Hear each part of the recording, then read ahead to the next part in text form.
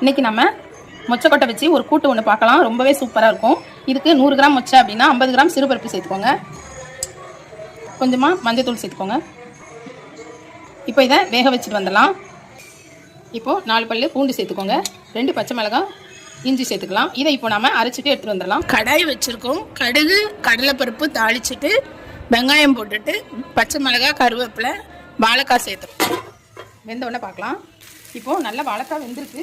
இந்த ஸ்டேஜில் நம்ம அரைச்சி வச்சுருந்தோம் இல்லையா, அந்த விழுதுகளை இதில் சேர்த்துடலாம். சாம்பார் பொடி சேர்த்துடலாம் காரத்துக்கு. இப்போ இதை நல்லா கிளறி விட்டுருங்க. இப்போ நம்ம மொச்சையும் சிறுபருப்பு வேக வச்சுருந்தோம் இல்லையா, வாழைக்காய் நல்லா வெந்திருக்கு இல்லையா, அதோட நம்ம இந்த மொச்சையும் சேர்த்துக்கலாம். கூட்டு ரெடி ஆகிடுச்சு. இதே மெத்தடில் இதே மாதிரி செஞ்சு பாருங்கள். ரொம்பவே அருமையாக இருக்கும். மசாலாலாம் இறங்கி நல்ல ஒரு கூட்டு பதத்துக்கு வந்துருச்சு. உங்களுக்கு ஃப்ரையாக வேணும்னாலும் நீங்கள் ஃப்ரையாக எடுத்துக்கலாம். கூட்டு மாதிரி வேணுனாலும் கூட்டாக எடுத்துக்கலாம். இதே மாதிரி செஞ்சு பாருங்கள்.